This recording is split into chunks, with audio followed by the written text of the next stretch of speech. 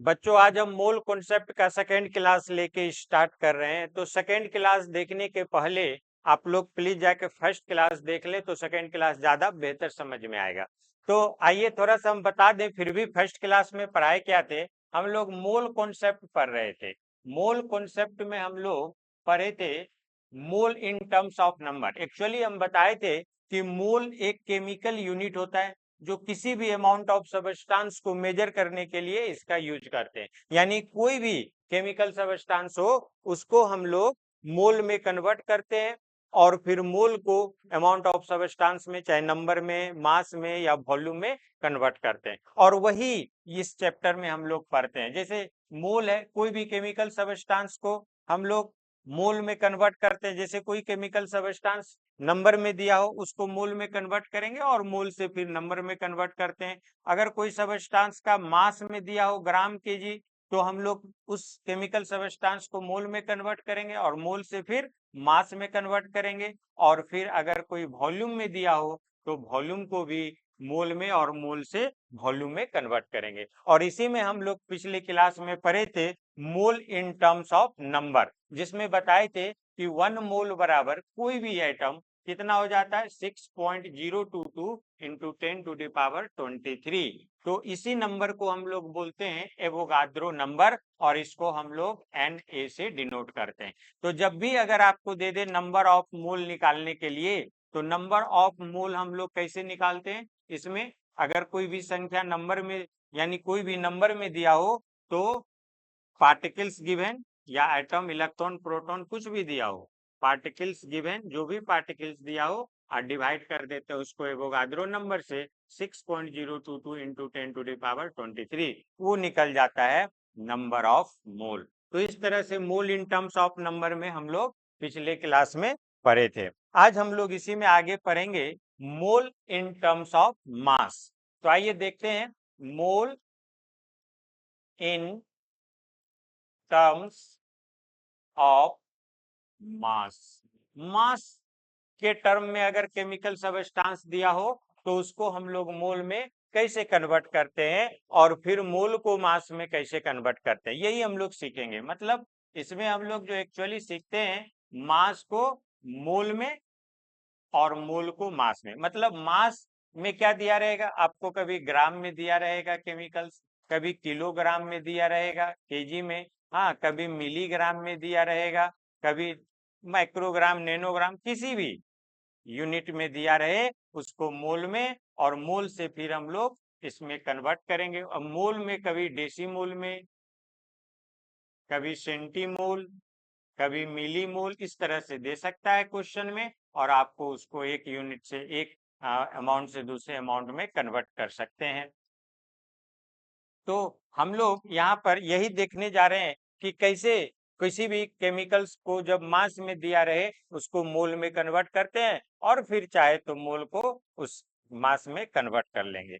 तो आइए हम लोग देखते हैं इसमें weight of 6.022 into 10⁻23 particle of any substance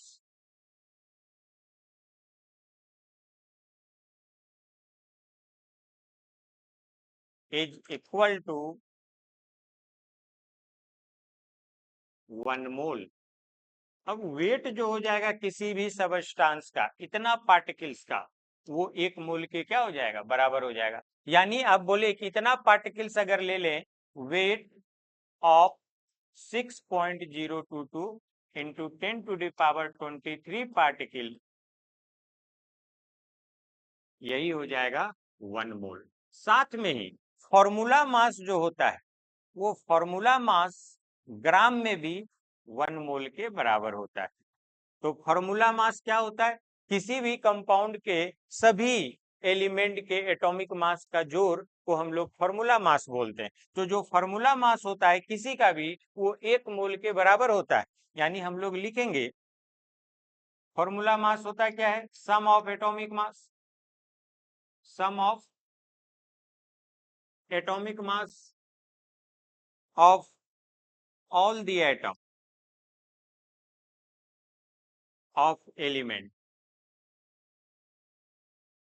in 1 formula unit. हाँ, एक फॉर्मूला यूनिट में सभी एलिमेंट के एटम का जो एटॉमिक मास का जोड़ होगा उसी को फॉर्मूला मास बोलते हैं। और फॉर्मूला मास जो होता है वो ग्राम में 1 मोल के बराबर होता है। जैसे फॉर्मूला मास हम लोग निकालते कैसे, आपको बोल दे फॉर्मूला मास ऑफ NaCl, तो इसमें NaCl 2 एलिमेंट है, Na यानी सोडियम और क्लोरीन। तो इसका हम लोग कैसे लिखेंगे, atomic mass of sodium, atomic mass of sodium plus atomic mass of chlorine. एक ही एक एटम है, इसीलिए इसमें हम मल्टीप्लाई नहीं कि एक से ज्यादा एटम रहेगा तो इंटू कर लेंगे। तो एटॉमिक मास ऑफ सोडियम कितना होता है 23 और क्लोरीन का एटॉमिक मास 35.5, यानी इसका फॉर्मूला मास 58.5 हो जाएगा। तो इस तरह से किसी का भी फॉर्मूला मास निकालते हैं। कुछ और एग्जांपल इसमें देखते हैं फॉर्मूला मास में। फॉर्मूले मास को मोलिक्यूल के टर्म में हम लोग इसको मोलिकुलर मास बोलते हैं। जैसे फॉर्मूला मास कंपाउंड के लिए यूज होता है और मोलिक्यूल के लिए मोलिकुलर मास यूज होता है। तो इसी में अगर आपको मोलिकुलर मास भी बोले तो वही बात है, मोलिकुलर मास ऑफ CO2 इसका बोले तो क्या होगा, कार्बन का एटॉमिक मास डायरेक्ट निकालते हैं 12, एक ही एटम है, into 1 plus atomic mass oxygen का 16, 2 एटम है, इंटू 2, टोटल कितना हो जाएगा 44।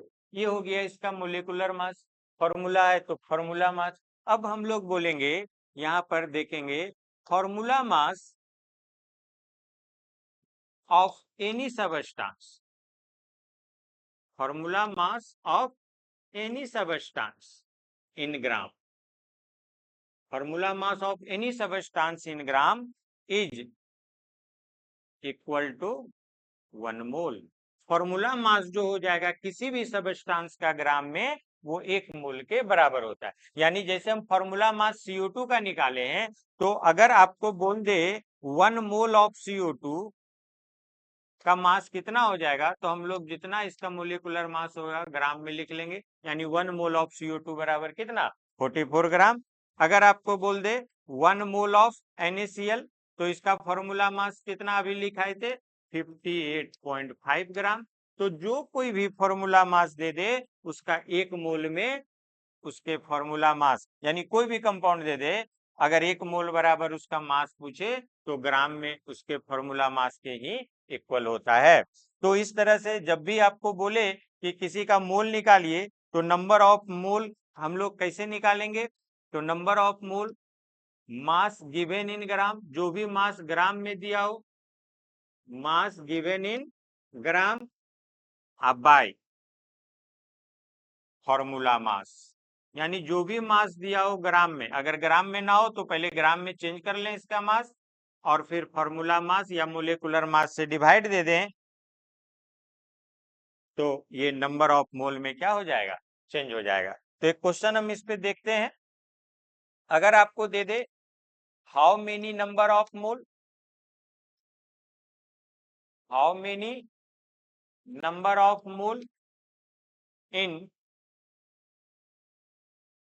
1000 ग्राम ऑफ CaCO3 यानी कैल्शियम कार्बोनेट।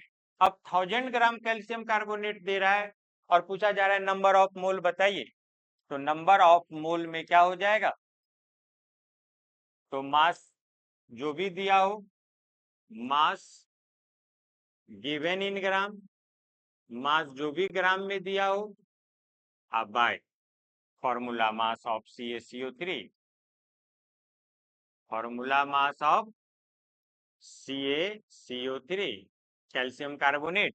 अब मास इसका 1000 ग्राम है और इसका फॉर्मूला मास निकालते हैं तो कितना हो जाएगा फॉर्मूला मास, कैल्शियम का एटॉमिक मास कितना होता है 40, कार्बन का कितना होता है 12 और ऑक्सीजन का कितना होता है 16, 3 एटम, यानी 3 एटम ऑक्सीजन का है, 3 into 3 कर दिए, टोटल कितना आ गया 100। तो यहाँ डिवाइड दे देंगे फॉर्मूला मास 100 से, ये कितना मोल आ जाएगा 10 मोल।